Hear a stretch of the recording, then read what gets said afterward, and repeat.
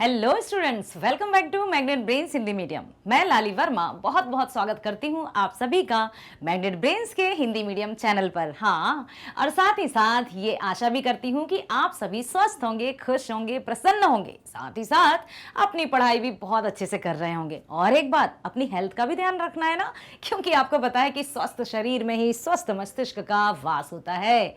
ये पंक्तियां स्वामी विवेकानंद जी की हैं और इनको हमेशा हमेशा हमेशा लाइफ लॉन्ग अपने मस्तिष्क में बसा कर रखना है, ताकि हम अपने आप का ध्यान रखें और फिर हम अपने मस्तिष्क को बहुत अच्छे से कार्य करें और वो कार्य सफलता तक हमें पहुंचा दे। जी हाँ स्टूडेंट्स, आज मैं आपके लिए लेकर आई हूं आपकी ही पाठ्य पुस्तक। जी हाँ, स्पर्श कक्षा 10वीं की पाठ्य पुस्तक है हमारी स्पर्श भाग 2 और पाठ है हमारा 4।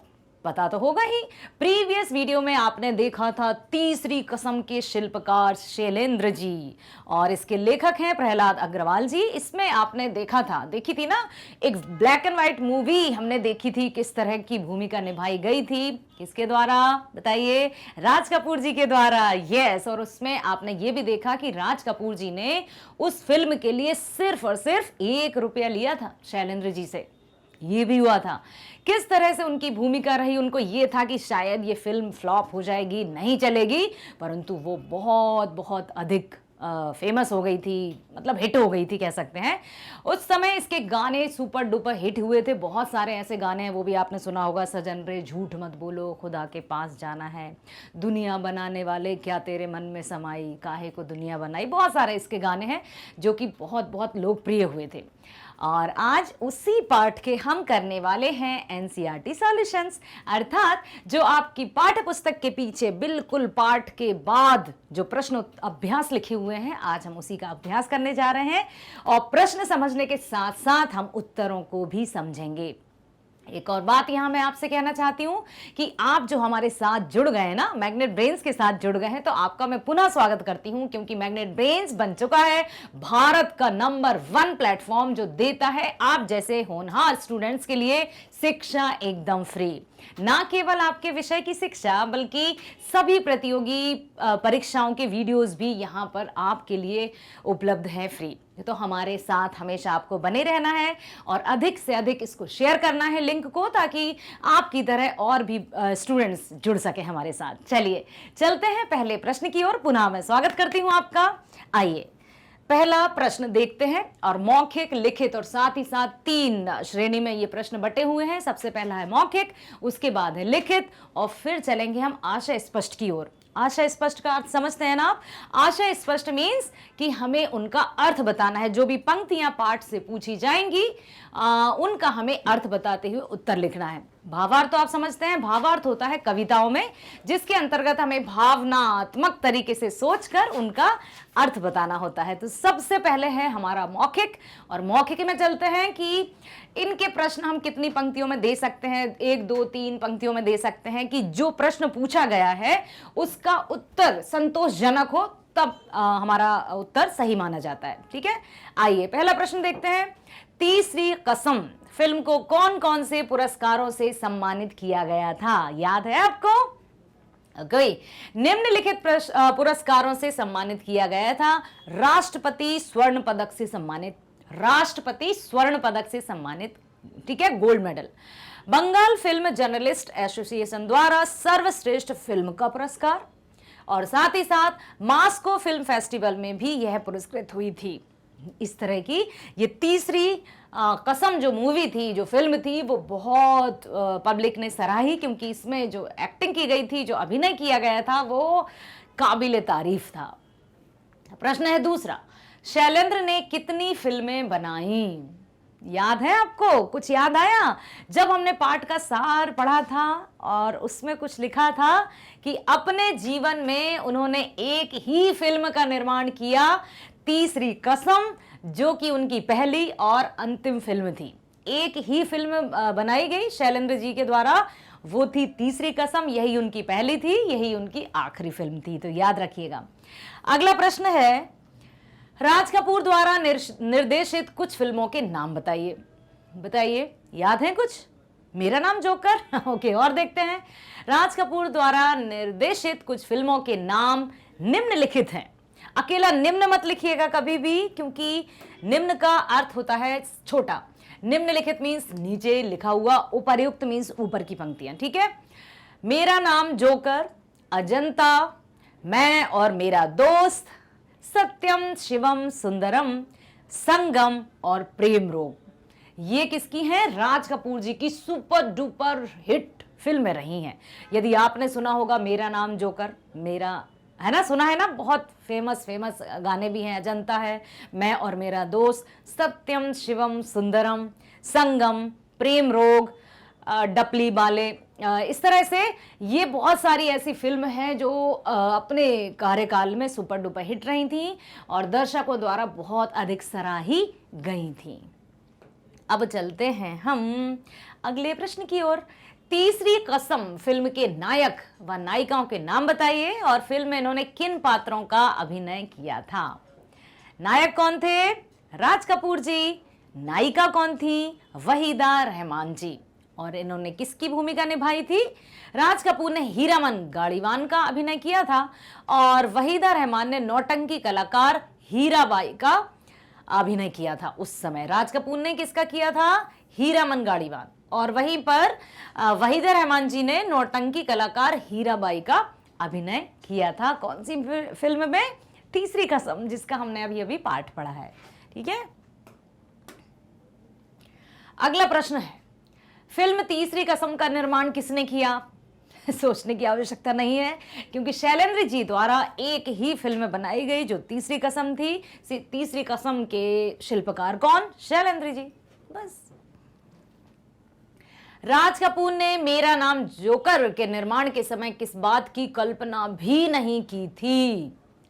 मेरा नाम जोकर जब फिल्म बनाई गई थी तो उन्होंने किस बात की कल्पना नहीं की थी?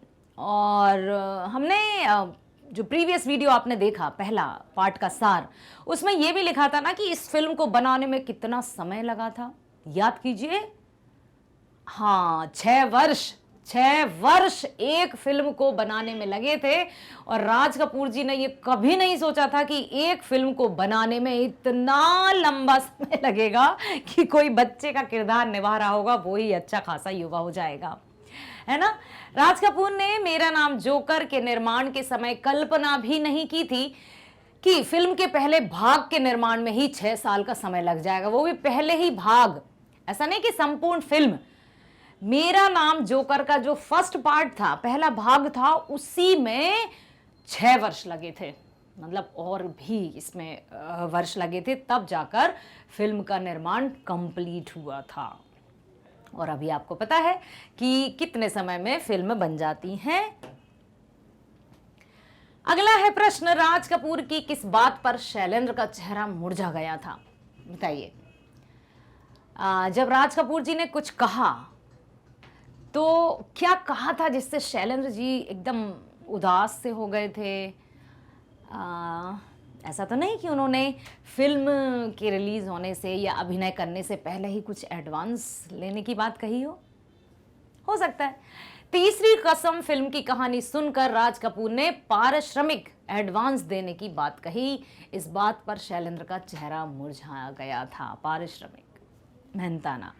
उन्होंने कहा कि यदि एडवांस मिल जाएगा तब सही रहेगा, जबकि शैलेंद्र जी की तो आपको पता है तीसरी कसम पहली और अंतिम फिल्म थी और बस उन्होंने उनके मन में था कि मुझे तो अपना काम करना है। राज कपूर जी ने ये कहा भी था कि ये फिल्म तो नहीं चलेगी, ये कोई मतलब ऑडियंस इसको या दर्शक इसको पसंद नहीं करेंगे, लेकिन उन्होंने कहा कि जो मैं करना चाहता हूं वो तो मैं कर रहा हूं, अब वो देखा जाएगा जैसा भी है। और इसी समय राज कपूर जी ने कुछ एडवांस की भी बात की थी। अब शैलेंद्र जी को तो पता नहीं था कि एडवांस कितना होगा, इसलिए उनका चेहरा मुरझा गया कि अभी अभी फिल्म में इतनी धनराशि खर्च की गई है, तो अब इन्होंने क्या पता कितना धनराशि मुझसे लेने वाले हैं या क्या कहने वाले हैं, इसलिए उनका चेहरा मुरझा गया था। फिल्म समीक्षक राज कपूर को किस तरह का कलाकार मानते थे? जो भी समीक्षा करते थे, समीक्षा जानते हैं ना आप, उनकी अच्छाइयों को और उनकी कमियों को बताने वाले, आलोचक भी कह सकते हैं, ठीक है। तो क्रिटिसिज्म जो करते हैं, ठीक है, क्रिटिक्स, तो इस तरह से हर एक व्यक्ति के कार्यों में कुछ कमियां रहती हैं और कुछ अच्छाइयां रहती हैं। ऐसा नहीं है कि हर कोई एकदम परफेक्ट है या फिर हर एक में सारी की सारी कमियां हैं। कुछ अच्छे कार्य हैं तो कुछ उनमें कमियां भी रहती हैं। समीक्षकों का काम यही रहता है कि उनकी प्रशंसा भी करें और साथ ही साथ उनकी कमियां भी बताएं, ताकि अब जिसकी कमियां बताई जाती हैं ना, वो थोड़ा उदास हो जाता है, उसका मनोबल थोड़ा सा डाउन हो जाता है। लेकिन ऐसा कभी नहीं करना चाहिए, अपने आप को हतोत्साहित कभी नहीं करना चाहिए, क्योंकि ये जीवन है और जीवन में कई उतार चढ़ाव देखने को मिलते हैं। कभी हार तो कभी जीत, कभी खुशी तो कभी गम, लेकिन हमें हर हाल में उनका सामना करना है और आगे जाना है। अब देखते हैं क्या हुआ था। फिल्म समीक्षक राज कपूर को किस तरह का कलाकार मानते थे? फिल्म समीक्षक राज कपूर को कला मर्मज्ञ एवं आंखों से बात करने वाला कुशल अभिनेता मानते थे। बहुत बड़ी बात कही है इन्होंने, कला मर्मज्ञ, मतलब इतने कुशल स्किल्ड कलाकार या एक्टर जो अपनी आंखों से बात करने वाले थे, अर्थात हर एक के सीधे हृदय तक जाती थी उनकी कलाकारी। जी हाँ, राज कपूर जी बहुत ही कुशल अभिनेता थे। हम तो उनके बारे में कुछ कह भी नहीं सकते हैं कि वो कैसे थे, क्योंकि हम उनसे बहुत, मतलब हम तो कुछ भी नहीं है, परंतु जो लिखा है इस पाठ में उस बात पे हम चर्चा करते हैं कि वे अपने ज़माने के ही नहीं, आज भी उनका नाम सम्मान के साथ लिया जाता है और युगों युगों तक उनका सम्मान इसी तरह से लिया जाता रहेगा। और तभी तो कहा गया था कि कला मर्मज्ञ, एकदम दिल से निभाने वाले थे वे अभिनय को। मर्मज्ञ मीन्स मन तक जाने वाला, बिल्कुल हृदय को भेद कर अंदर तक जिस भी अभिनय में वे जाते थे, उसी अभिनय को अपने अंदर पिरो लेते थे और उस अभिनय के माध्यम से ही दिलों को छू लेते थे। जैसे हीरामन गाड़ीवाला, यहाँ पर उनकी जो भूमिका रही है, लोगों ने इतनी सराही कि उनको लगता था कि बस हीरामन गाड़ीवाला ही है वो, ना कि राज कपूर जी। यही एक कुशल अभिनेता की पहचान होती है, यही एक कलाकार की पहचान होती है कि जिसकी भूमिका जिसको निभाने को दिया जाए उसमें वो पूरी तरह से उतर जाए, तभी तो एक कलाकार है ना। रोना है, हंसना है, हंसाना है, किस तरह से भावनाओं में किस तरह से अपने हाव भाव करना है, ये बहुत बड़ी कला है। और ये जो कला है वो माँ सरस्वती की कृपा से या परमात्मा की कृपा से किसी किसी को ही प्राप्त होती है। तो वे तो क्या कहें उनको, इसी तरह के थे राज कपूर जी। उन्होंने कहा ना, कला मर्मज्ञ एवं आंखों से बात करने वाला कुशल अभिनेता मानते थे उनको समीक्षक। अभी हमने किए मौखिक प्रश्नों के उत्तरों की चर्चा, अब हम चलते हैं लिखित प्रश्नों की चर्चा की तरफ। पहला प्रश्न देखते हैं और इन प्रश्नों के उत्तर लगभग हमें 25 से 30 शब्दों में, अर्थात 4-5 पंक्तियों में इनके उत्तर देने होंगे।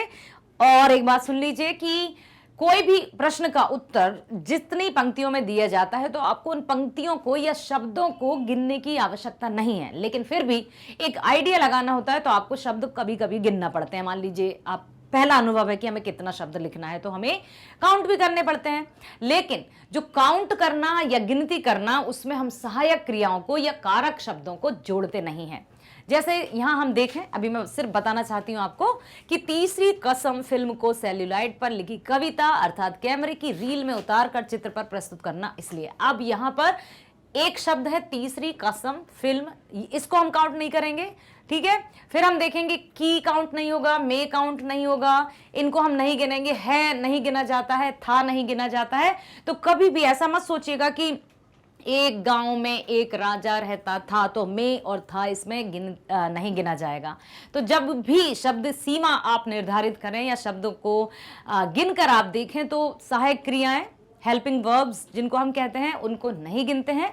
और साथ ही साथ जो कारक, जो जोड़ने की कारक विभक्ति रहती हैं, जो जोड़ने का काम करती हैं, उनको भी नहीं गिना जाता है। अभी आप 10वीं कक्षा में है, ये आपको पहले से भी पता होगा और मैंने अभी भी आपको बता दिया है, क्योंकि जो परीक्षाएं आप देने जाएंगे आपकी, चाहे वो आपकी टेस्ट हों या आपके प्री बोर्ड्स हों या फिर फाइनल एग्ज़ाम हो, बोर्ड एग्ज़ाम हो, उसमें आपको शब्द सीमा का ध्यान रखते हुए, क्योंकि समय का भी ध्यान रखना है ताकि हमारा निर्धारित समय पर टेस्ट हो या परीक्षा हो या प्री बोर्ड हो, उसको हम समय से कम 10 मिनट तो पहले हम समापन कर सकें उसका, ताकि हम अच्छे से उसकी क्रॉस चेक भी कर सकें। इसलिए ये बातें हमेशा ध्यान रखिएगा। चलते हैं कि ये पहला प्रश्न क्या पूछ रहा है। तीसरी कसम फिल्म को सेल्यूलाइड पर लिखी कविता क्यों कहा गया था? क्यों तीसरी कसम फिल्म को सेल्यूलाइड पर लिखी कविता कहा गया था? आइए, तीसरी कसम फिल्म को सेल्यूलाइड पर लिखी कविता अर्थात कैमरे की रील में उतारकर चित्र पर प्रस्तुत करना इसलिए कहा गया है क्योंकि यह वह फिल्म है जिसने हिंदी साहित्य की एक अत्यंत मार्मिक कृति को सेल्यूलाइड पर सार्थकता से उतारा। इसलिए यह फिल्म नहीं बल्कि सेल्यूलाइड पर लिखी कविता थी। इससे पहले शायद इस तरह से सेल्यूलाइड पर चित्रों को नहीं उतारा गया था, इसलिए इसको ये उपाधि या उपमा भी दी गई। ठीक है, समझ आया? चलते हैं अगले प्रश्न की ओर। प्रश्न है दूसरा, लिखित प्रश्न का दूसरा। तीसरी कसम फिल्म को खरीदार क्यों नहीं मिल रहे थे? अब फिल्म तो बन जाती है। फिल्म बनने का अर्थ ये नहीं कि आप तो हमने जितनी भी धनराशि हमारी खर्च हुई है वो हमारे हाथ में आ गई। जब तक खरीदार नहीं मिलते हैं तब तक जो निर्माता रहते हैं एकदम धक धक उनको यही लगा रहता है कि अब कोई खरीदार मिलेगा या नहीं मिलेगा, तो क्या मुझे थोड़ा सा भी जो मेहनताना है, क्योंकि वो भी दिन रात एक कर देते हैं। कोई भी व्यक्ति जब धन कमाता है तो वो अपना सर्वस्व समर्पण करके ईमानदारी से अपना मेहनत लगाता है। फिर वो दिन रात नहीं देखता, फिर वो घंटे या समय नहीं देखता कि कितने घंटे मैं मेहनत कर रहा हूँ। जब जिस काम में जुट जाते हैं, आपने देखा ना बेटा कि जो वैज्ञानिक हैं या कई हम अभिनेताओं की बात करें या किसी की भी आम व्यक्ति की भी हम बात करें, तो वो बस अपनी मेहनत में लग जाता है। जब हम समय नहीं देखेंगे ना बार बार कि अच्छा हमें 1 मिनट हो गया, हमें 10 मिनट हो गया, हमें 1 घंटा हुआ, मैं तो 1 घंटे से पढ़ रहा हूँ, इसका मतलब आपका पढ़ने में मन लगा ही नहीं। यदि बार बार हमारा ध्यान घड़ी पर जा रहा है, इसका तात्पर्य यह है कि हम जो काम कर रहे हैं उस पर हमारा मन नहीं है। फिर सिर्फ हम टाइम पास कर रहे हैं कि कब हमारा समय हो और कब हम चले जाएं। और जब हम काम में वास्तविक रूप में लीन हो जाते हैं ना, तो समय का पता नहीं चलता है, खाने पीने का भी पता नहीं रहता है, सुध बुध खो बैठते हैं। तब जाकर कोई दूसरे हमें कहते हैं कि क्या है तुम 2 घंटे का कहकर बैठे थे और 4 घंटे हो गए हैं अभी भी हिल नहीं रहे हो। तब जाकर लगता है कि हाँ हमने कुछ काम किया। यदि हम बार बार हमारा ध्यान घड़ी की ओर जा रहा है, मतलब हमारा ध्यान वहां नहीं था, क्योंकि हमारा ध्यान सिर्फ हमारे पास एक मस्तिष्क है। हम दशाना नहीं है कि एक से हम घड़ी देख लेंगे, एक से अपना कार्य कर लेंगे, एक से विचार कर लेंगे और दूसरे से हम प्लान कर लेंगे। या तो ध्यान वहां रहेगा या तो ध्यान यहां रहेगा। अर्थात कोई भी कार्य कॉन्सेंट्रेशन से करना है एकदम, कि जो कार्य कर रहे हैं बस उसी पर हमें फोकस्ड रहना है। चलिए, क्यों नहीं मिल रहे थे इस फिल्म में किसी भी प्रकार के अनावश्यक मसाले? समझ रहे हैं? मसाले मतलब कि ही हा हा या फिर रोचक तथ्य या कुछ ऐसी कॉमेडी वगैरह फिल्म के पैसे वसूल करने के लिए आवश्यक होते हैं, आपको पता ही है, नहीं डाले गए थे। ये फिल्म एकदम सामान्य थी जिसमें हीरामन गाड़ी वाला की ही कहानी बताई गई थी। फिल्म वितरक उसके साहित्यिक महत्व और गौरव को नहीं समझते थे, इसलिए उन्होंने उसे खरीदने से इनकार कर दिया। आए बहुत लोग, लेकिन जैसे ही वो पटकथा को सुनते कि ये इसकी कहानी है हीरामन गाड़ी वाले की, तो उन्होंने सोचा ये सामान्य सी कहानी है, कौन देखेगा इसको, तो खरीदार नहीं मिल रहे थे, क्योंकि उनको तो चाहिए मसाला, चटपटी खबर जिससे ऑडियंस को खींचा जा सके। और ऑडियंस क्या चाहती है वो भली भांति जानते हैं। और अब यहाँ पर हम बात ये करते हैं कि ऐसा नहीं है कि हर एक को चटपटापन ही पसंद आए या हर एक को मसाला ही चाहिए। कुछ लोग एकदम सात्विक भोजन भी पसंद करते हैं, इसलिए ये फिल्म इतनी सुपर डुपर हिट भी हुई। ठीक है, अगला प्रश्न, शैलेंद्र के अनुसार कलाकार का कर्तव्य क्या है? शैलेंद्र जी के अनुसार एक कलाकार का कर्तव्य क्या है? शैलेंद्र जी के अनुसार कलाकार का कर्तव्य है कि वह उपभोक्ताओं की रुचियों को परिष्कार करने का प्रयत्न करे। उसे दर्शकों की रुचियों की आड़ में सस्तापन, उथलापन नहीं थोपना चाहिए। उसके अभिनय में शांत नदी का प्रवाह तथा समुद्र की गहराई की छाप छोड़ने की क्षमता होनी चाहिए। मैं तो यहाँ ये कहना चाहूंगी कि ना केवल ये कलाकार के गुण हैं, बल्कि हर एक व्यक्ति के अंदर ये गुण होना चाहिए, क्योंकि हम सब अपनी अपनी जगह कलाकार ही हैं। चाहे हम कोई भी कार्य करते हैं, चाहे हम टीचिंग में हों या हम स्टूडेंट लाइफ में हों या हम कोई भी कार्य करें, कोई भी कार्य करें, वहाँ हमारी जो स्किल है ना, उनका हमें प्रयोग करना ही होता है और बखूबी अपने आप को प्रेजेंट करना होता है। देखिए, मैं यहाँ पर एक बात बताना चाहूंगी। जैसे आप कक्षा में उपस्थित हैं, जब तक आपकी प्रेजेंस कक्षा में पता नहीं चलेगी कि आप आए या नहीं, वो कैसे चलेगी? आपकी कुशलता से। ठीक है, तो यहाँ पर यही कहा गया है कि मतलब यही प्रयत्न करना चाहिए कि दर्शकों की रुचियों का, यहाँ पर हर एक के इंटरेस्ट का भी ख्याल रखना है। सस्तापन उथलापन नहीं थोपना है कि अब हम क्या करें, जो हमारे पास है वो हम दिखा रहे हैं, आपको पसंद आए या ना आए हम तो दिखा रहे हैं। अरे नहीं, ऐसा ऐसा बोझ और उथलापन कौन आएगा भाई?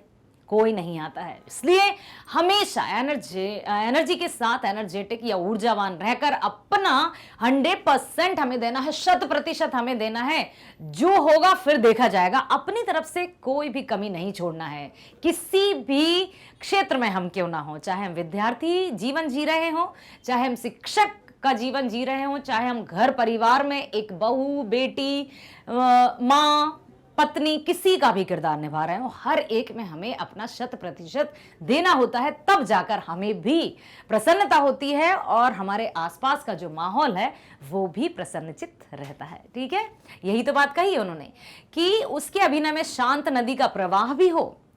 ऐसा नहीं है कि हमेशा फूहड़ता हो, बस हंसना हंसना हंसना।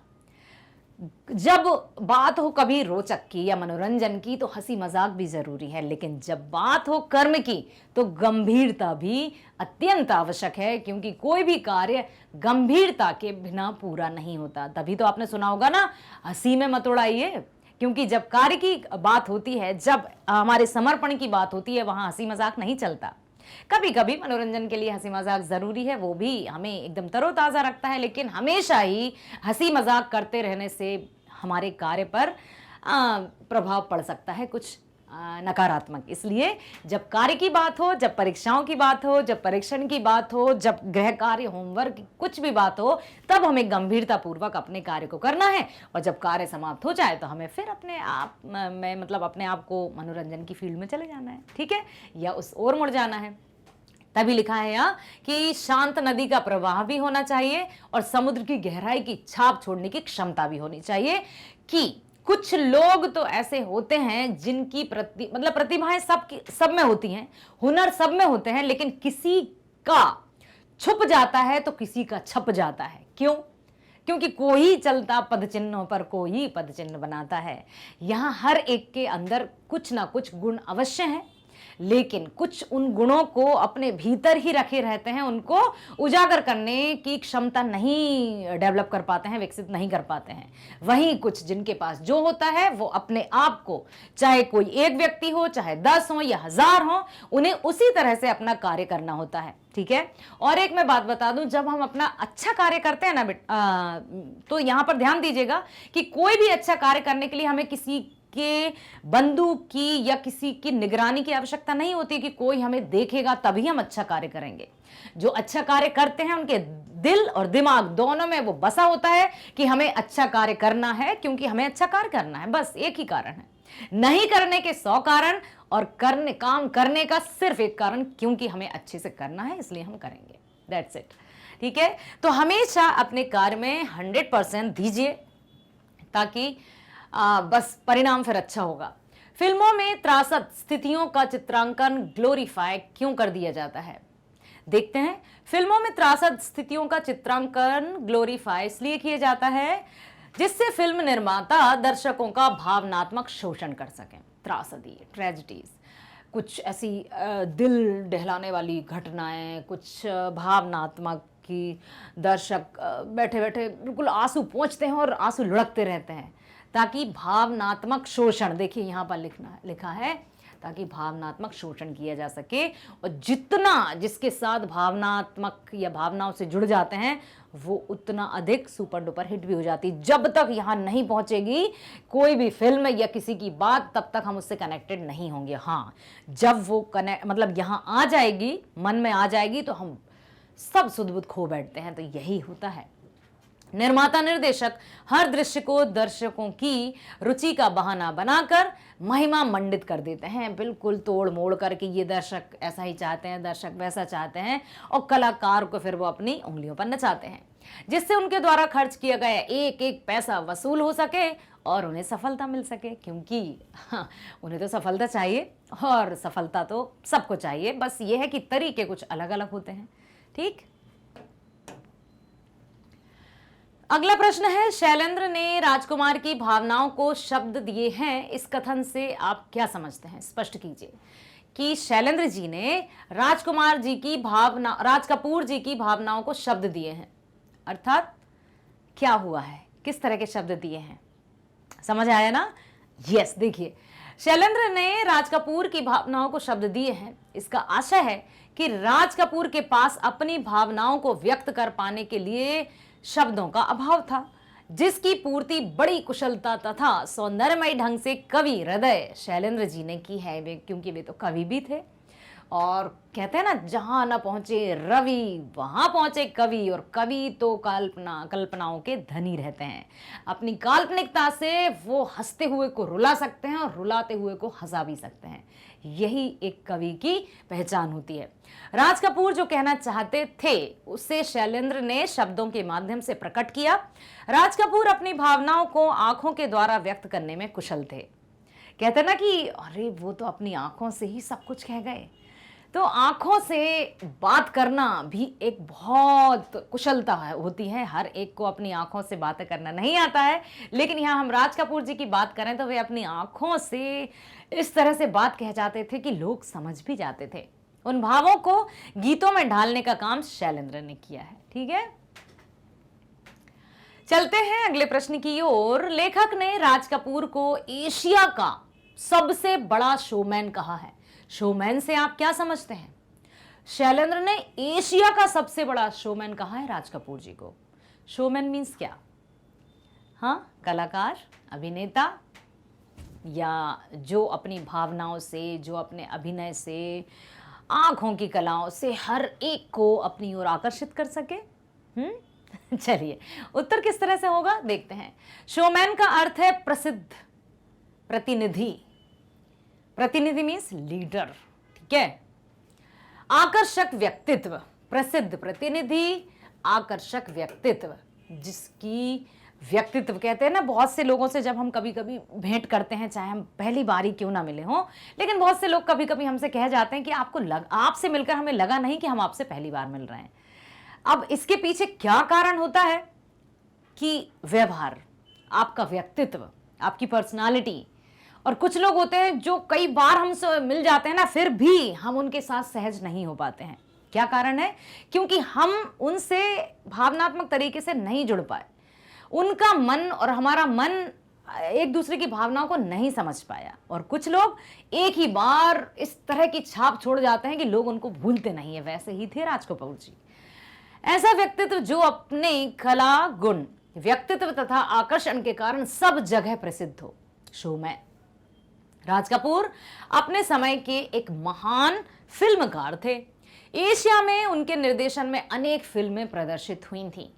उन्हें एशिया का सबसे बड़ा शोमैन इसलिए कहा गया है क्योंकि उनकी फिल्में शोमैन से संबंधित सभी मानदंडों पर खरी उतरती थीं। जो भी क्राइटेरिया शोमैन के होते थे, उसी तरह से राज कपूर जी की फिल्मों के भी वही बात हुआ करती थी। वे एक सर्वाधिक लोकप्रिय अभिनेता भी थे। देखिए, यहाँ पर यदि हम कहें तो वो एशिया के सबसे बड़े, है ना, यहाँ बात की गई है क्योंकि उनकी फिल्में शोमैन से संबंधित सभी मतलब वो फिल्म भी बनाते थे, फिल्म मेकर भी थे, अभिनेता भी थे। क्या नहीं थे वे? मल्टी टैलेंटेड, बहुमुखी प्रतिभा के धनी।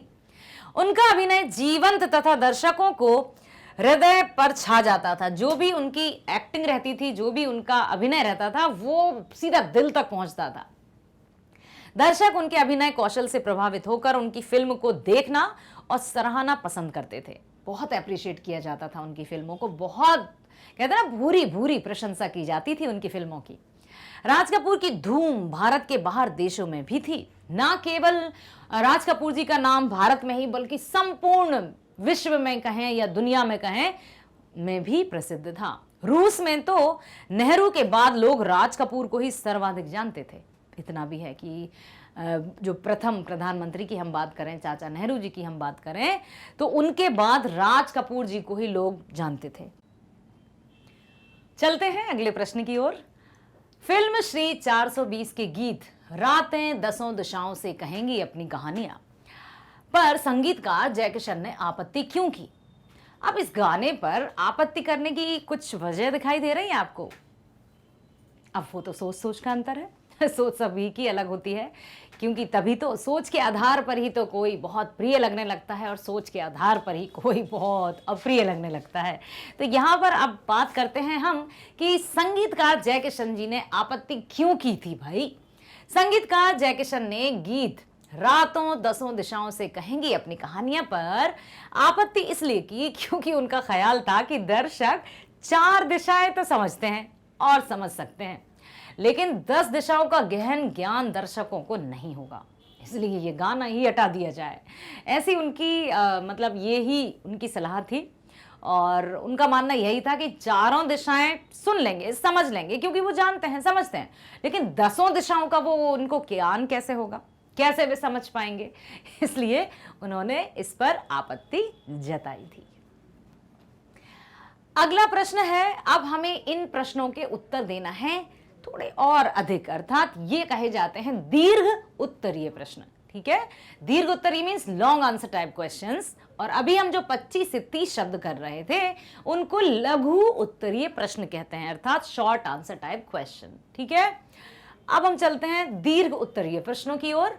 प्रश्न है, राज कपूर द्वारा फिल्म की असफलता के खतरों से आगाह करने पर भी शैलेंद्र ने यह फिल्म क्यों बनाई? राज कपूर जी ने कहा था कि ये सफल नहीं होगी, बहुत सारे असफल खतरों की उन्होंने जानकारी भी दी थी शैलेंद्र जी को, लेकिन फिर भी शैलेंद्र जी ने ये फिल्म क्यों बनाई? उनका क्या मानना था? आत्मसंतुष्टि उनका ये था कि मैं तो हीरामन गाड़ीवाला की जो चरित्र चित्रण है उसका इस फिल्म के माध्यम से दिखाना चाहता हूं और मुझे इस कार्य में आत्मसंतुष्टि है, इसलिए मैं तो ये फिल्म बनाऊंगा। सफलता या असफलता देखी जाएगी कि क्या होगा क्या नहीं होगा। राज कपूर एक परिपक्व मीन समझते हैं, मैच्योर्ड फिल्म निर्माता थे तथा शैलेंद्र के मित्र भी थे। ऐसा नहीं है कि सिर्फ अभिनेता ही थे, वे एक परिपक्व फिल्म निर्माता थे क्योंकि उनकी कई फिल्में सुपर डुपर हिट भी हुई थी और शैलेंद्र जी के मित्र भी थे। अतः उन्होंने एक सच्चा मित्र होने के नाते शैलेंद्र को फिल्म की असफलता के खतरों से आगाह भी किया था, लेकिन शैलेंद्र ने फिर भी तीसरी कसम फिल्म बनाई क्योंकि उनके मन में इस फिल्म को बनाने की तीव्र इच्छा थी। वे तो एक भावुक कवि थे, इसलिए अपनी भावनाओं की अभिव्यक्ति इस फिल्म में करना चाहते थे। उन्हें धन लिप्सा की नहीं बल्कि आत्मसंतुष्टि की लालसा थी, इसलिए उन्होंने यह फिल्म बनाई। धन लिप्सा मीन्स लालच। ठीक है, तो उन्होंने कहा कि मुझे धन लिप्सा नहीं है, धन का लालच नहीं है, हाँ लेकिन आत्मसंतुष्टि का लालच तो है, मुझे लालसा है कि मुझे एक सेल्फ सेटिस्फैक्शन मिलने वाला है, तो मैं तो ये फिल्म बनाऊंगा। सफल होना या ना होना वो देखा जाएगा, इसलिए उन्होंने ये फिल्म बनाई। क्योंकि कहते हैं ना, बहुत से काम हम अपने आत्मसंतोष के लिए भी करते हैं। यदि लेखकों की दृष्टि से देखा जाए, बहुत सारे कवि हैं, लेखक हैं, कुछ उनके लिखने के पीछे भी अलग अलग तकाजे रहते हैं ना। कोई अपनी आत्मसंतुष्टि के लिए लिखता है, कोई अपने ऊपर जो प्रेशर रहता है या दबाव उसके कारण रहता है लिखते हैं, कोई धन कमाने के कारण लिखते हैं। तो हर एक कार्य करने के पीछे हर एक की मंशा अलग अलग होती है। तो यहाँ पर शैलेंद्र जी ने ये फिल्म इसलिए बनाई क्योंकि उनकी इच्छा थी। अगला प्रश्न है, तीसरी कसम में राज कपूर का महिमामय व्यक्तित्व किस तरह हीरामन की आत्मा में उतर गया है, स्पष्ट कीजिए। कब ये पता चला कि राज कपूर जी ने हीरामन की चरित्र के साथ एकदम न्याय किया है? राज कपूर एक महान कलाकार थे, फिल्म के पात्र के अनुरूप अपने आप को ढाल लेना भी वे भली भांति जानते थे। जब तीसरी कसम फिल्म बनी थी उस समय राज कपूर एशिया के सबसे बड़े शोमैन के रूप में स्थापित हो चुके थे। लोग उनको जानते थे, उनका नाम विश्व भर में प्रसिद्ध था।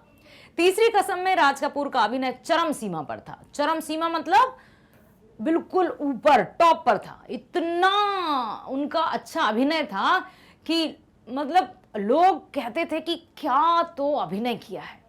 हर तरफ उनके अभिनय की चर्चा होती थी। उन्हें एक सरल हृदय ग्रामीण गाड़ीवान के रूप में प्रस्तुत किया गया। उन्होंने अपने आप को उस ग्रामीण गाड़ीवान हीरामन के साथ एकाकार कर लिया। इस फिल्म में एक शुद्ध देहाती जैसा अभिनय जिस प्रकार से राज कपूर ने किया है वह अद्वितीय है, इनक्रेडिबल है, अनुपम है। किसी से उसकी तुलना नहीं की जा सकती और जिससे किसी की भी तुलना नहीं की जा सकती। इतना ऊपर, इतने शीर्ष पर होकर उन्होंने इस फिल्म में अभिनय किया। इसलिए उनको यही कहा है कि व्यक्तित्व हीरामन की आत्मा में उतर गया था। उनका हीरामन जो गाड़ीवान था गांव का, बिल्कुल उन्होंने अपने आप को उसी तरह से ढाल लिया था। यही एक कलाकार की, सच्चे और अच्छे कलाकार की पहचान होती है। एक गाड़ीवान की सरलता, नौटंकी की बाई में अपनापन खोजना, हीराबाई की बाली पर रीझना, उसकी भोली सूरत पर न्यौछावर होना और हीराबाई की तनिक सी उपेक्षा पर अपने अस्तित्व से जूझना। हीराबाई हीरोइन थी वहीदा रहमान जी। जैसी हीरामन की भावनाओं को राज कपूर ने बड़े सुंदर ढंग से प्रस्तुत किया है। फिल्म में राज कपूर कहीं भी अभिनय करते नहीं दिखते। लगा ही नहीं कि वे अभिनय कर रहे हैं, लगा है जैसे कि हीरामन ही हैं वो। अभी तो ऐसा लगता है जैसे वे हीरामन ही हों। तीसरी कसम फिल्म में राज कपूर का पूरा व्यक्तित्व ही जैसे हीरामन की आत्मा में उतर गया था। और इस तरह का जब कैरेक्टर पूरी तरह से अभिनय, मतलब लगे ही नहीं कि वे अभिनय कर रहे हैं या कोई एक्टिंग कर रहा है, तभी तो दर्शकों के मन और मस्तिष्क पर वो छा जाता है। इसलिए तो उनको एशिया का शोमैन कहा गया था। अगला प्रश्न है, लेखक ने ऐसा क्यों लिखा है कि तीसरी कसम ने साहित्य रचना के साथ 100% न्याय किया है? लेखक ने ऐसा क्यों कहा है कि तीसरी कसम जो फिल्म थी उनकी, वो साहित्य की रचना, गाड़ी वाला, हीरामन गाड़ी वाला, क्योंकि वो एक साहित्य रचना थी पुरानी, उसके साथ एकदम 100%, 100% जस्टिस किया है, न्याय किया है। यह वास्तविकता है कि तीसरी कसम ने साहित्य रचना के साथ 100% न्याय किया है। 100% मीन्स 100 आउट ऑफ 100, 100 में से 100। ठीक है। यह फणीश्वर नाथ रेणु की रचना मारे गए गुलफाम पर बनी है। इस फिल्म में मूल कहानी के स्वरूप को बदला नहीं गया। कहानी के रेशे रेशे को बड़ी ही बारीकी से फिल्म में उतारा गया था। साहित्य की मूल आत्मा को पूरी तरह से सुरक्षित रखा गया। जो सेंटर ऑफ अट्रैक्शन या केंद्र बिंदु था वो हूबहू इस फिल्म में उतारा गया था। ठीक है, इसलिए कहा गया है कि 100% न्याय किया है। अगला प्रश्न, शैलेंद्र के गीतों की क्या विशेषता है? अपने शब्दों में लिखिए। शैलेंद्र के जो गीत हैं उनकी विशेषता क्या है? क्या कुछ अलग तरह के गीत वे लिखते हैं? फिल्म तो उनकी एक ही है, तीसरी कसम, मतलब पहली और आखिरी। शैलेंद्र एक कवि और सफल गीतकार थे। उनके लिखे गीतों में अनेक विशेषताएं दिखाई देती हैं। उनके गीत सरल, सहज भाषा में होने के बावजूद बहुत बड़े अर्थ को अपने में समाहित रखते हैं। सरल होते हैं, सहज होते हैं, लेकिन एक जो अर्थ होता है ना, वो गूढ़ अर्थ लिए हुए, बहुत विस्तृत रूप से। वे एक आदर्शवादी भावुक कवि थे और उनका यही स्वभाव उनके गीतों में भी झलकता है। कहते हैं ना, व्यक्ति का व्यवहार ही उसके व्यक्तित्व का आईना होता है। किसी की पहचान हम कब कर पाते हैं? उसकी वाणी से, व्यवहार से, उसके साथ जो भी आसपास के माहौल से, है ना। ठीक उसी तरह से जो कवि होते हैं वो अपनी ही भावनाओं को अपनी कलम के माध्यम से उकेर देते हैं। तो जैसा उनका व्यवहार था वो उनके गीतों में उनका स्वभाव साफ साफ झलकता था। अपने गीतों में उन्होंने झूठे दिखावे को कोई स्थान नहीं दिया। उनके गीतों में भावों की प्रधानता थी और वे आम जनजीवन से जुड़े हुए थे। उनके गीतों में करुणा के साथ साथ संघर्ष की भावना भी दिखाई देती है। देखिए, उनके गीतों में करुणा भी है, दया भी है, ममता भी है और साथ ही साथ संघर्ष की भावना भी है। गीतों में, उनकी कविताओं में या गीतों में जो भी दिखाई देता है उसमें संघर्ष भी है, स्ट्रगल भी है। उनके गीत मनुष्य को जीवन में दुखों से घबरा कर रुकने के स्थान पर निरंतर आगे बढ़ने का संदेश देते हैं। उनके गीतों में शांत नदी सा प्रवाह और समुद्र सी गहराई होती थी। उनके गीत का एक एक शब्द भावनाओं की अभिव्यक्ति करने में पूर्णतः सक्षम है। जो भी उनके गीत रहते थे उसका एक एक शब्द भावनाओं को पूरी तरह से परिभाषित कर सकता है। अगला प्रश्न, फिल्म निर्माता के रूप में शैलेंद्र की विशेषताओं पर प्रकाश डालिए। फिल्म निर्माता के रूप में शैलेंद्र जी की अनेक विशेषताएं हैं, उनमें से कुछ निम्नलिखित विशेषताएं, प्रमुख विशेषताएं हैं कि नंबर 1, फिल्म निर्माता के रूप में शैलेंद्र ने जीवन के आदर्शवाद एवं भावनाओं को इतने अच्छे तरीके से फिल्म तीसरी कसम के माध्यम से सफलतापूर्वक अभिव्यक्त किया, जिसके कारण इसे सर्वश्रेष्ठ फिल्म घोषित किया गया और बड़े बड़े पुरस्कारों द्वारा सम्मानित भी किया गया, जिसमें क्या लगता था कि ये फिल्म असफल हो जाएगी। दूसरा है, राज कपूर की सर्वोत्कृष्ट भूमिका को शब्द देकर अत्यंत प्रभावशाली ढंग से दर्शकों के सामने प्रस्तुत किया गया है। तीसरा है, जीवन की मार्मिकता को अत्यंत सार्थकता से एवं अपने कवि हृदय की पूर्णता को बड़ी ही तन्मयता के साथ पर्दे पर उतारा है। तन्मयता समझते हैं, एकदम लीन होकर, पूर्ण रूप से समर्पित होकर, डिवोटी होकर उनकी इस फिल्म में उनका काम साफ साफ दिखाई देता है।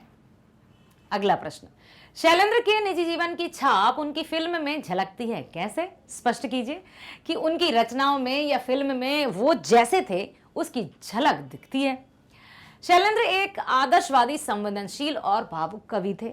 आदर्शवादी थे, सिद्धांतवादी थे, मतलब उनके कुछ अपने सिद्धांत थे, प्रिंसिपल्स थे, ठीक है। शैलेंद्र ने अपने जीवन में एक ही फिल्म का निर्माण किया जिसका नाम तीसरी कसम था। यह एक संवेदनात्मक एवं भावनापूर्ण फिल्म थी। शांत नदी का प्रवाह, समुद्र की गहराई उनके निजी जीवन की विशेषता थी और यही विशेषता उनकी फिल्म में दिखाई देती है। तीसरी कसम का नायक हीरामन अत्यंत सरल हृदय और भोला भाला नवयुवक है जो केवल दिल की जुबान समझता है, दिमाग की नहीं। कहते हैं ना, दिल तो बच्चा है जी, और एकदम दिल बच्चा भी है, सच्चा भी है। कहते हैं दिल, कहते हैं ना कभी कभी, नहीं तुम्हें दिल से नहीं दिमाग से सोचना चाहिए, जबकि होता क्या है, दिल एकदम जो हृदय रहता है वो भावनात्मक तरीके से सोचता है और दिमाग रेशनली, क्या सही है, क्या गलत है, क्या नुकसान है, क्या नहीं है, ये सब सोचते हैं। तो जहां शैलेंद्र जी की हम बात करें तो वे हमेशा दिल से सोचते थे, दिमाग से नहीं। उसके लिए मोहब्बत के सिवा किसी चीज का कोई अर्थ नहीं है। हीरामन की बात कर रहे हैं, और ये कैरेक्टर उनको, शैलेंद्र जी को क्यों पसंद आया? क्योंकि शैलेंद्र जी भी स्वयं वैसे ही थे, इसलिए इस फिल्म में उनके निजी जीवन की छाप छोड़ दी है।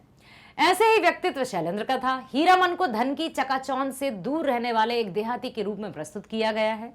शैलेंद्र स्वयं भी यश और धन लिप्सा से कोसों दूर थे, और जो व्यक्ति धन लिप्सा या धन के लालच से कोसों दूर रहता है ना, वो कभी दुखी नहीं रहता।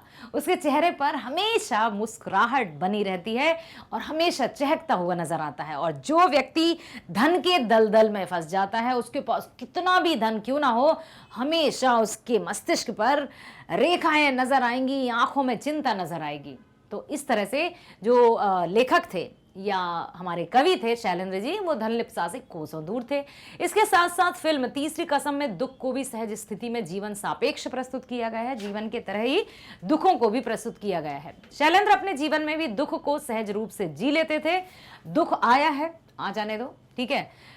एक गाना है ना इसी फिल्म में, दुनिया बनाने वाले का तेरे मन में समाई, तूने काहे को दुनिया बनाई, काहे बनाए तूने माटी के पुतले, धरती ये प्यारी प्यारी मुखड़े उजले, काहे बनाया तूने दुनिया का मेला, जिसमें खेला जिसमें रचा है जवानी का मेला, छुप छुप तमाशा देके वहाँ रे तेरी खुदाई, तूने काहे को दुनिया बनाई। उनके जो गाने थे ना, वो उनको ही परिभाषित करते थे। अर्थात जो कवि लेखक होते हैं वो अपनी भावनाओं को अपनी लेखनी के माध्यम से, अपनी कलम के माध्यम से शब्दों का जामा पहना देते हैं, और लोगों को लगता है कि वे हमारा मनोरंजन कर रहे हैं, यह सिर्फ ये कविता है, जबकि वे अपने मनोभावों को व्यक्त करते हैं। ठीक वैसे ही शैलेंद्र जी ने इस फिल्म में अपने आप को जैसे वे थे वो ही व्यक्त किया है। इसके साथ साथ फिल्म तीसरी कसम में दुख को भी सहज स्थिति में जीने का सापेक्ष प्रस्तुत किया गया है। शैलेंद्र अपने जीवन में भी दुख को सहज रूप से जी लेते थे, वे दुख से घबरा कर उससे दूर नहीं भागते थे। इस प्रकार स्पष्ट है कि शैलेंद्र के निजी जीवन की छाप उनकी फिल्म में झलकती है। जैसे वे थे उसी तरह की उनकी रचनाएं थीं और ऐसी ही उनकी फिल्म थी। अगला प्रश्न, लेखक के इस कथन से कि तीसरी कसम फिल्म कोई सच्चा कवि हृदय ही बना सकता था, आप कहां तक सहमत हैं? स्पष्ट कीजिए। बिल्कुल, हम तो पूरी तरह से सहमत हैं, क्योंकि जैसे कवि थे, जैसे वे थे रचनाकार, उसी तरह से उन्होंने फिल्म का भी चयन किया और फिल्म के जो लीड कैरेक्टर थे, मुख्य अभिनेता और अभिनेत्री थे, उन्होंने भी उसके साथ न्याय किया।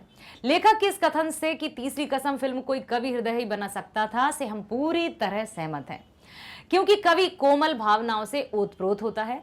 उसमें करुणा एवं सादगी और उसके विचारों में शांत नदी का प्रवाह तथा समुद्र की गहराई होना जैसे गुण कूट कूट कर भरे होते हैं। ऐसे ही विचारों से भरी हुई तीसरी कसम एक ऐसी फिल्म है जिसमें न केवल दर्शकों की रुचियों को ध्यान में रखा गया है, बल्कि उनकी गलत रुचियों को परिष्कृत या सुधार करने की भी कोशिश की गई है। ठीक है, अगला प्रश्न आया है हमारा, आशय स्पष्ट कीजिए। इसमें कुछ पंक्तियां दी जाएंगी हूबहू जो इस पाठ से ली गई होंगी, उनका हमें अर्थ बताना है कि इन पंक्तियों के माध्यम से लेखक या कवि क्या कहना चाहते हैं। वह तो एक आदर्शवादी भावुक कवि था, जिसे अपार संपत्ति और यश तक की इतनी कामना नहीं थी जितनी आत्मसंतुष्टि के सुख की अभिलाषा थी। किसकी बात की जा रही है? शैलेंद्र जी की। यस, इसका आशय है कि शैलेंद्र एक आदर्शवादी भावुक हृदय कवि थे। उन्हें अपार संपत्ति तथा लोकप्रियता की कामना इतनी नहीं थी जितनी आत्मसंतुष्टि, आत्मसंतोष, मानसिक शांति, मानसिक सांत्वना आदि की थी। और जिससे आत्मसंतुष्टि, जो आत्मा से संतुष्ट हो, वो कभी भी चिंता में नहीं रहता और ना ही कभी दुखी रहता है। तभी तो कहते हैं संतोष ही सबसे बड़ा धन है। और ऐसा भी होता है कि जिनके पास धन होता है वो उनके पास संतोष नहीं होता है, उनको हमेशा धन लिप्सा ही लगी रहती है, वो दलदल में धंसते जाते हैं। लेकिन कवि शैलेंद्र ऐसे नहीं थे, क्योंकि ये सद्वृत्तियां धन से नहीं खरीदी जा सकती। क्या क्या धन से नहीं खरीदा जा सकता? ध्यान से सुनिए स्टूडेंट्स, यहाँ पर आपको फोकस्ड होकर सुनना है कि धन से नहीं खरीदा जा सकता क्या क्या? आत्मसंतुष्टि, सेल्फ सेटिस्फैक्शन, आत्मसंतोष, मानसिक शांति, मेंटल पीस भी धन से नहीं खरीदा जा सकता। मानसिक सांत्वना या ढांढस, हम किसी को वो देते हैं ना कि भाई सिंपैथी, ये भी धन से नहीं खरीदी जा सकती। तो यहां पर ना ही इन्हें कोई भेंट कर सकता है। इन गुणों की अनुभूति तो अंदर से ईश्वर की कृपा से ही होती है। इन्हीं अलौकिक अनुभूतियों से परिपूर्ण थे शैलेंद्र, तभी तो वे आत्मसंतुष्टि चाहते थे। बहुत ही अच्छी यहाँ पर बात कही गई है, जो हमारे जीवन में भी अत्यंत लाभकारी है। यदि इन गुणों को हम अपने अंदर विराजित कर लेते हैं तो हम अपने जीवन को खुशहाल तरीके से संपूर्ण जीवन काल को प्रसन्नचित होकर जी सकते हैं। अगला प्रश्न, उनका यह दृढ़ मंतव्य था कि दर्शकों की रुचि की आड़ में हमें उथलेपन को उन पर नहीं थोपना चाहिए। कलाकार का यह कर्तव्य भी है कि वह उपभोक्ता की रुचियों का परिष्कार करने का प्रयत्न करे। अब किसकी बात की जा रही है, देखते हैं। एक आदर्शवादी उच्च कोटि के गीतकार व कवि हृदय शैलेंद्र जी ने रुचियों की आड़ में कभी भी दर्शकों पर घटिया गीत थोपने का प्रयास नहीं किया कि दर्शकों को या ऑडियंस को इसी तरह के गीत हैं। उनको लगता था कि हम जो भी, हमारे पास जो है, कहते हैं ना, जिसके पास जो होता है वो दूसरों को वही देता है। जिसके पास अच्छा व्यवहार होगा वो हमेशा दूसरों से अच्छा व्यवहार, अच्छा वार्तालाप करेगा। जो हमेशा क्रोधी या कुछ ऐसे शब्दों का प्रयोग करते हैं तो उनके पास वही है, इसलिए वो दूसरों को वही दे रहे हैं। तो हमें हमेशा अपने कर्मों को दूसरों के कारण नहीं छोड़ना है, ना ही अपनी आदतों को दूसरों के कारण बदलना है। यहां मैं छोटी सी एक कहानी सुनाना चाहूंगी। मुझे पता है कि शायद आपको पता होगी कि एक ऋषि थे, ठीक है, वो नदी किनारे बैठे थे या कुछ भी मतलब विचार कर रहे थे। वहां से एक आया, कौन, मतलब उन्होंने देखा कि नदी में एक बिच्छू डूब रहा है। अब उन्होंने आराम से उस बिच्छू को उठाया और उसका मतलब उन्होंने लगा कि प्राणी है, इसकी जान नहीं जानी चाहिए, तो उसको ऊपर रख दिया। बिच्छू ने उनको ही काट लिया। क्या करें, कोई बात नहीं, पहले मतलब ऐसा अभी भी है कि जिस जगह पर काटें उससे थोड़ी ऊंचाई पर यदि कस के बांध लो तो जहर नहीं चढ़ पाता, तो गुरुजी ने वैसा ही किया। अब दूसरे दिन देखा फिर बिच्छू अब फिर वो गिरने लगा नदी में, फिर मरने लगा। फिर से ऋषि महोदय जी ने बिच्छू को उठाया, बिच्छू ने फिर से उनको काट दिया। तो एक शिष्य था उनके पास, गुरु जी आप ऐसा क्यों कर रहे हैं बार बार, मतलब आपको वो नुकसान दे रहा है फिर भी आप ये काम कर रहे हैं। उन्होंने जो बात कही वो आप ध्यान से सुनिएगा और लाइफ लॉन्ग याद रखिएगा। उन्होंने कहा कि देखिए उसका क्या है ड्यूटी, उसका कर्तव्य क्या है, डंक मारना, ठीक है। तो वो अपना कर्म करने से पीछे नहीं हट रहा है, तो मैं अपने कर्म करने से क्यों पीछे हटूं। कभी कभी हम नहीं आपे में आ जाते हैं, गुस्से में, कि उसने हमसे ऐसा कहा था इसलिए हमने वैसा कह दिया। उसके पास वही था, कर्कश व्यवहार था या कुछ अपशब्द थे, उसने आपसे कह दिए, तो क्या हम भी उसके कारण अपनी अच्छाई को भूल जाएं। कह दिया तो वो उनके पास वही था इसलिए उन्होंने दे दिया। हमें अपने सिद्धांतों को, अपने जो भी गुण हैं उनको कभी नहीं छोड़ना है, अपने कर्मों को कभी नहीं छोड़ना है।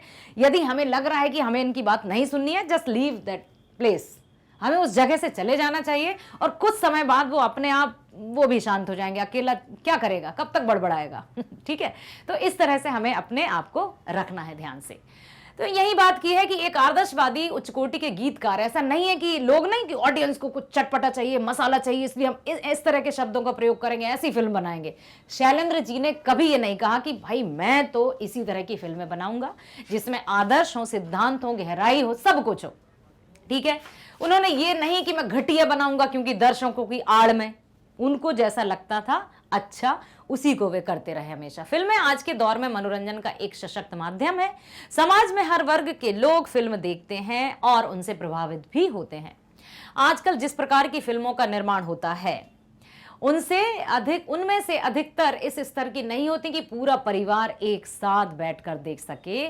और सबका क्या कहना होता है कि ऑडियंस की यही डिमांड है तो हम क्या करें, क्योंकि उन्हें तो धन चाहिए, उन्हें तो कमाना है। अब ये हम पर निर्भर करता है कि हम क्या देखें, किस तरह का हम चयन करें। क्या हमारे घर में आकर कोई कहेगा नहीं आपको टिकट खरीदना पड़ेंगे, हम तो फिल्म दिखा कर ही रहेंगे, हम पर निर्भर है ना। हम देखना या ना देखना ये हम पर निर्भर करता है, ठीक है। फिल्म निर्माताओं की भांति वे दर्शकों की पसंद का बहाना बनाकर निम्न स्तरीय कला अथवा साहित्य का निर्माण नहीं करना चाहते थे। उनका मानना था कि कलाकार का दायित्व है कि वह दर्शकों की रुचि का परिष्कार करे। उनका लक्ष्य दर्शकों को नए मूल्य व विचार प्रदान करना था और हमेशा उन्होंने ऐसा ही किया। ये उनकी विशेषता रही है। अगला प्रश्न, व्यथा आदमी को पराजित नहीं करती, उसे आगे बढ़ने का संदेश देती है। व्यथा, दुख, दर्द, दुख दर्द से व्यक्ति पराजित नहीं होता, हारता नहीं है, बल्कि दुख या दर्द या जो संघर्ष आते हैं या मुसीबतें आती हैं वो हमें आगे बढ़ने के लिए प्रेरित करती हैं। कैसे, देखते हैं। इसका अर्थ है कि व्यथा, पीड़ा, दुख आदि व्यक्ति को कमजोर या हतोत्साहित तो अवश्य कर देते हैं, हतोत्साहित भी हो जाते हैं, हम डीमोटिवेटेड भी हो जाते हैं, लेकिन उससे पराजित नहीं करते बल्कि उसे मजबूत बनाकर आगे बढ़ने की प्रेरणा देते हैं। हर व्यथा आदमी को जीवन की एक नई सीख देती है। व्यथा की कोख से ही तो सुख का जन्म होता है। इसलिए व्यथा के बाद, दुख के बाद आने वाला सुख अधिक सुखकारी होता है। ये बिल्कुल सही बात कही है, बहुत अच्छी बात कही है कि जब हम संघर्ष की राह पर चल पड़ते हैं और जब हम कहते हैं ना दुखों का पहाड़ टूट गया और उसके बाद जो सुख आता है उसकी अनुभूति तो अकल्पनीय होती है, अतुलनीय होती है। और तभी तो लिखा है उन्होंने कि दुख के बाद जो सुख आता है वो तो अतुलनीय होता है, बहुत अच्छा होता है। अगला प्रश्न है, दरअसल इस फिल्म की संवेदना किसी 2 से 4 बनाने वाले की समझ से परे है। क्यों ऐसा कहा है? तीसरी कसम फिल्म गहरी, संवेदनात्मक तथा भावनात्मक थी। उसे अच्छी रुचियों वाले संस्कारी मन और कलात्मक लोग ही समझ या सराह सकते थे। कवि शैलेंद्र की फिल्म निर्माण के पीछे धन और यश प्राप्त करने की कोई अभिलाषा थी नहीं। वे इस फिल्म के माध्यम से अपने भीतर के कलाकार को संतुष्ट करना चाहते थे। इस फिल्म को बनाने के पीछे शैलेंद्र जी की जो भावना थी उसे केवल धन अर्जित करने की इच्छा वाले व्यक्ति नहीं समझ सकते। इस फिल्म की गहरी संवेदना उनकी समझ और सोच से ऊपर की बात है। तभी तो राज कपूर जी ने भी कहा था ना कि ये फिल्म चलेगी नहीं, आप क्यों बना रहे हैं। फिर भी शैलेंद्र जी ने कहा कि ये मैं अपनी आत्मसंतुष्टि के लिए बना रहा हूं और ये इससे मुझे कोई धन की लालसा नहीं है, ठीक है। उनके गीत भाव प्रवण थे, दुरूह नहीं। इसका अर्थ है कि शैलेंद्र के द्वारा लिखे गीत भावनाओं से ओतप्रोत थे, उनमें गहराई थी, डेप्थ थी। उनके गीत जन सामान्य के लिखे गए गीत थे तथा गीतों की भाषा सहज एवं सरल थी, क्लिष्ट नहीं। तभी तो आज भी इनके द्वारा लिखे गए गीत गुनगुनाए जाते हैं। ऐसा लगता है मानो हृदय को छूकर उनके अवसाद दूर करते हैं। ये थी हमारी तीसरी कसम के एनसीईआरटी सॉल्यूशंस। आशा करती हूं आप सभी को बहुत अच्छे से समझ में आए होंगे और साथ ही साथ इसमें जो जीवन मूल्य हैं, जो मोरल वैल्यूज हैं, उन्हें हम अपने मन और मस्तिष्क में बसा कर रखेंगे, ताकि कभी कभी जो हम भटक जाते हैं या यहाँ वहाँ गुमराह हो जाते हैं, उनसे हम एक राइट ट्रैक पर चल सकें, है ना। तो इस तरह से आप जो हमारे साथ जुड़ गए हैं तो हमेशा आपको बने रहना है, क्योंकि आपको पता है मैग्नेट ब्रेन्स है भारत का नंबर 1 प्लेटफॉर्म जो देता है आप जैसे होनहार स्टूडेंट्स के लिए स्कूल एजुकेशन एकदम फ्री। जी हाँ, 6वीं से 12वीं तक के आप जैसे होनहार विद्यार्थियों के लिए यहाँ पर दिए जाते हैं सभी विषयों के वीडियोस एकदम मुफ्त। अब मैं बात करती हूं, ना केवल यहां पर आपकी कक्षाओं के वीडियोस ही उपलब्ध किए जाते हैं, बल्कि सभी प्रकार की प्रतियोगी परीक्षाओं के वीडियोस भी आपके लिए एकदम फ्री प्रोवाइड किए जाते हैं। अब आप सोच रहे होंगे सभी प्रकार की प्रतियोगी परीक्षाएं, ऐसे ही कह दिया। नाम भी बता देती हूं। देखिए, प्रतियोगिताओं में शामिल है, पहले मैं बात करूं कि आपके कोर्स की, यदि मैं बात करूं कक्षा 10वीं के कोर्स की बात करूं, तो आप अपनी कोर्स के वीडियोस देख सकते हैं सीबीएसई हिंदी मीडियम में भी और सीबीएसई इंग्लिश मीडियम में। साथ ही साथ स्पोकन इंग्लिश के वीडियोस भी आप देख सकते हैं, जिससे घर बैठे बहुत अच्छे इंग्लिश स्पीकर बन सकते हैं। अब चलते हैं प्रतियोगी परीक्षाओं की ओर। NTSC, Olympiad, IIT, JEE, NEET, UPSC, JIIB, CAIB, bank, insurances, RRB और भी कई प्रतियोगी परीक्षाओं के वीडियोस यहां पर आपको एकदम फ्री मिलेंगे। आपको किसी प्रकार का कोई चार्ज नहीं देना होगा और हम जो कहते हैं वही हम करते हैं, क्योंकि हमारी कथनी और करनी समान है। ऐसा नहीं है कि हमने कह दिया कुछ और कुछ हो रहा है कुछ और, क्योंकि निर्णय आप स्वयं लीजिएगा। आपसे अच्छा जज भला कौन होगा, आप बताइएगा। और आप स्वयं देख रहे हैं ना, समझ रहे हैं। यहां पर यदि हम बात करें आपकी कक्षा के कोर्स की, तो आप हिंदी मीडियम में भी आपका हायर सेकेंडरी के लिए भी है, जैसे आप अपनी 11th 12th की स्टडी के लिए भी चिंतित ना हो। यहां पर रसायन विज्ञान हो या भौतिक विज्ञान हो, गणित विज्ञान, सब के वीडियोस आपको हिंदी में मिलेंगे। साथ ही साथ जो भी आप वीडियो देखना चाहते हैं उसकी प्लेलिस्ट पर जाकर उसकी संपूर्ण जानकारी प्राप्त कर सकते हैं। जैसे आपको हिंदी देखना है, ठीक है, हिंदी के वीडियो पर जाना है ना, तो उस प्लेलिस्ट में हम जाएंगे, तो प्लेलिस्ट में आपको बहुत अच्छे से हर एक जो है वीडियो वो कैटेगराइज्ड मिलेगा, श्रेणीबद्ध क्रमबद्धता से मिलेगा कि आप क्या देखेंगे। जैसे कि आपको देखना है सीबीएसई या एनसीईआरटी आधारित पर संपूर्ण पाठ्यक्रम, सीबीएसई या एनसीईआरटी पर आधारित, तो जब आप उस पर क्लिक करेंगे तो वहां पर उसके वीडियोज आ जाएंगे। यदि आप चाहते हैं कि संपूर्ण पाठ का सारांश मिल जाए क्रम अनुसार, अरे आपने सोचा, हमने यहां साकार किया, तो आप जो क्लिक करेंगे वही मिलेगा, ठीक है। साथ ही साथ आप सभी विषय का विवरण भी देख सकते हैं, एनसीईआरटी समाधान भी देख सकते हैं, हर एक चैप्टर के एनसीईआरटी समाधान। जी हाँ, जो आपकी पाठ्य पुस्तक के पीछे प्रश्न अभ्यास है ना, उनका भी एक बिल्कुल एनसीईआरटी समाधान, आप जिस भी चैप्टर के देखना चाहेंगे वो चैप्टर आपको वहां पर उपलब्ध हो जाएगा, वो वीडियो आपको वहां पर उपलब्ध हो जाएगा। चलते हैं कि अब आप सोच रहे होंगे काश कि संपूर्ण चैप्टर का वीडियो और मिल जाता एक ही वीडियो में। हाँ, तो ये भी है कि आप कंप्लीट चैप्टर रिवीजन भी देख सकते हैं इन वन शॉट, जिसमें आपको बहुत अच्छे से उस चैप्टर को समझाया जाएगा और जितने भी पैराग्राफ्स होंगे या जो भी परिच्छेद होते हैं उनमें किस प्रकार के प्रश्न बन सकते हैं, किस प्रकार के प्रश्न आ सकते हैं, उनके उत्तरों को कैसे लिखा जा सकता है, वो भी भली भांति विस्तृत रूप से बताया जाएगा। तो आप ये भी देख सकते हैं, ठीक है। साथ ही साथ चलते हैं बहुविकल्पीय प्रश्नों की ओर। हर एक पाठ के, हर एक कविता के बहुविकल्पीय प्रश्न भी हैं। जी हाँ, तो जिस भी कविता के या पाठ के आपको एमसीक्यूज चाहिए या बहुविकल्पीय प्रश्न चाहिए, उस पर क्लिक कर दीजिए, आपको उपलब्ध हो जाएगा, ठीक है। जैसे आपको चाहिए पाठ्यक्रम परिचय, तो आपने पाठ्यक्रम परिचय पर क्लिक किया तो पाठ्यक्रम परिचय का वीडियोस आपके सामने आ जाएगा। अब इस वीडियो को आप ध्यानपूर्वक देखेंगे तो आप समझ पाएंगे कि आपकी पाठ्य पुस्तकें कौन कौन सी हैं, है ना, इनमें कितने पाठ हैं, कौन से गद्य खंड में शामिल हैं, कितने पाठ काव्य खंड में शामिल हैं, गद्य खंड में कौन कौन से लेखक या लेखिकाएं शामिल हैं, काव्य खंड में कौन कौन से कवि या कवयित्री शामिल हैं। बात करते हैं हम कोर्स ए की 10वीं, तो क्षितिज और कृतिका पुस्तकें हैं। क्षितिज मेन पाठ्य पुस्तक है, कृतिका पूरक पाठ्य पुस्तक है। भाग 2, क्योंकि भाग 1 आप 9th में पढ़ चुके हैं, ठीक वैसा ही कोर्स बी की हम बात करें तो स्पर्श और संचयन है, भाग 2 9th में भाग 1 पढ़ा है। अब आपके मस्तिष्क में एक प्रश्न अवश्य आ रहा होगा कि यही सेम पुस्तक है, नाम वही है, चैप्टर भी वही है क्या, या उनके आगे की स्टोरी है, वही लेखक हैं, वही लेखिका हैं कभी। ओके, आपके जितने भी प्रश्न है ना, सारे प्रश्नों का जवाब, मैं कह रही हूं सारे प्रश्नों का जवाब आपको इस वीडियो में आपकी लाली मैडम देंगी। और जब आप ये वीडियो देख लेंगे तो इतना भी मैं आपसे वादा करती हूं कि आपको ये वीडियो भी पसंद आएगा और आपको पाठ्यक्रम से संबंधित कोई भी डाउट नहीं रहेगा। इसके बाद भी यदि आपको कोई डाउट हो तो आप निसंकोच कमेंट बॉक्स में लिख दीजिएगा, हम उसका प्रत्युत्तर अवश्य देंगे। ठीक है, अब वीडियो अच्छा लगा है तो आपको लाइक भी करना है और सब्सक्राइब भी करना है, शेयर करना भूलना नहीं है। सब्सक्राइब क्यों करना है? क्योंकि ताकि आपको जो भी वीडियो आने वाला हो या आ गया हो उसका तुरंत नोटिफिकेशन आ जाए और आप बिल्कुल आई एम द फर्स्ट इस तरह से उस वीडियो को देख सकें।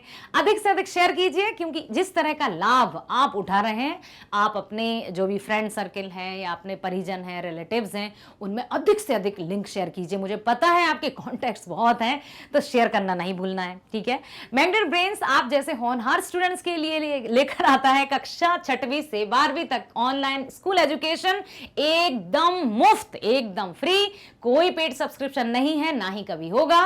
तो बने रहिए हमारे साथ, कम्युनिटी पोस्ट पर भी अपडेटेड रहिए ताकि आपको हर एक जानकारी तुरंत पता चल सके। बने रहिए हमारे साथ, मिलते हैं नेक्स्ट वीडियो में। स्वस्थ रहिए, खुश रहिए, बाय बाय, थैंक यू।